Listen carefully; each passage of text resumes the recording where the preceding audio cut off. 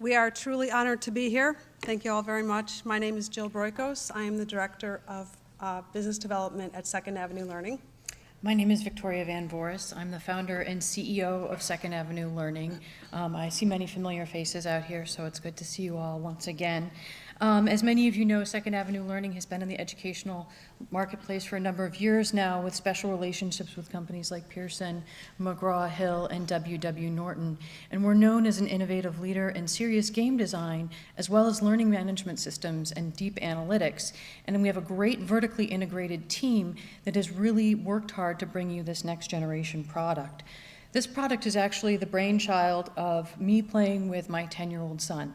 And it comes out of his love for Pokemon cards and math and statistics, and my vision to actually bring it alive with the world of augmented reality, and combining those two following children's natural patterns of play. Second Avenue is on a mission, as many of you know, to improve STEM outcomes in the United States. As previous presenters have noted, the United States is lacking in its STEM performance throughout the system. And we know this to be true, and we know that there are several core reasons for it. One of them is that we don't engage students at a young enough age. Another is that we don't effectively engage students in deep collaborative processes that ask them to create and analyze. In our company, we have a bias towards constructivist behavior and almost a deep antipathy towards multiple choice questions. So we really try and create applications that will engage students at a very deep level. So at Second Avenue Learning, we are truly trying to bring chemistry to life with a serious game. And serious games are what we do the best. We make engaging and effective games that children learn from. So with the support of a Department of Ed Phase 1 SBIR grant, we created an innovative solution with a number of patents pending, harnessing the power of physical card games and adding augmented reality. Our approach combines best practices in STEM learning and gives students an opportunity to experience critical 21st century learning students. Our approach, and the one thing that's important to note is that in previous products that we've developed, we've been able to demonstrate gap closure between urban students and their suburban counterparts in both STEM content learning and STEM affiliation. 100% gap closure in one of our prior products, and we're applying those same principles here. And so Second Avenue encourages students to collaborate, deeply analyze, and engage, problem solve, and create.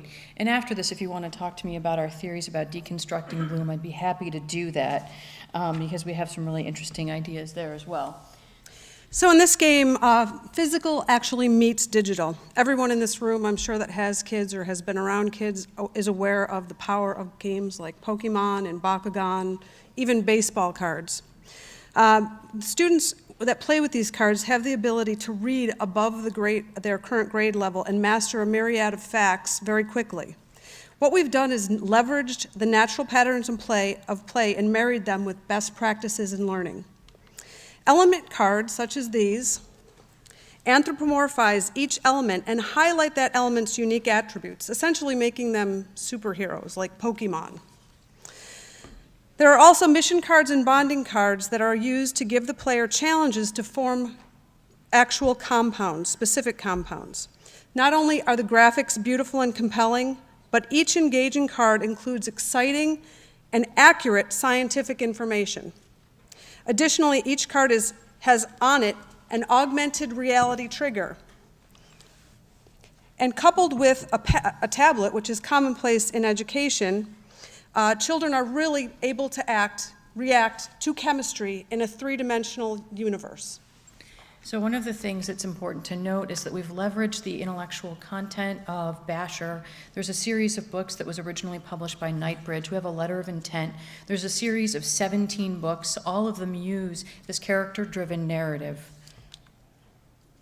So when we get to this next level, we take kids from particles to planets, and we get them to engage in the content and go on missions, and we've decided that we have to have materials that are easy for teachers to use and for them to implement in their classroom. As a former teacher, I know that making science accessible, assignable, and accessible are all critical. So making things easy to adopt for educators is critical. So we've included lesson plans, extension activities, instructional videos, analytics, and standards correlation. Our business model is to use a SaaS license for the digital component of this game, and the cards, which can be played independently, will be sold separately. Missions range from simple to complex for a wide range of abilities, so add-on mission cards grow with students. Analytics dashboards will be accessible by all stakeholders, teachers, parents, and students, and administrators, and we're looking to sell this to district schools and consumers. Out of this, we are looking for funding partners to bring this innovative product to market.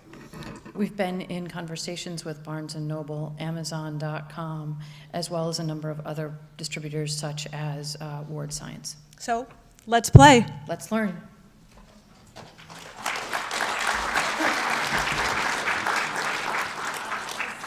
Let's hold this 1 to 2 questions if you can.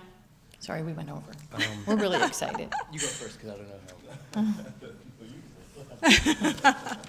I love this. I think this is fantastic. I'm just curious, if you could say roughly what % of the learning requires the digital component as opposed to the cards as standalone?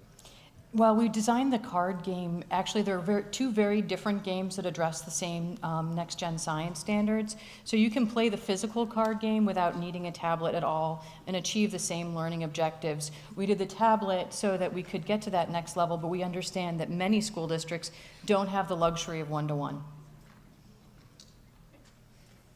Mark or Joe? Sorry. Yes. I'm still slightly confused. The cards basically which you're selling separately, but you've clearly done a huge amount of effort into the digital side as well. Mm-hmm. So, in terms of where you've got to now, is the product at a point where it's ready for market now? The product is in a beta stage. We tested it in charter schools and urban districts in Rochester, New York, and we're able to show both content gap closure as well as STEM affiliation gap closure and STEM affiliation improvement. And we got a phase 1 SBIR, which took us through the prototype and to a beta stage, and we're looking for funding to take the product all the way to market. We have demand. It was shown at CES last year, and we had people coming up to us saying that they wanted it. Toys R Us wants it. Barnes & Noble wants it, but we can't self-fund this. We have a Series A round that we've closed, but those funds are directed towards other objectives for the firm. Yeah, okay.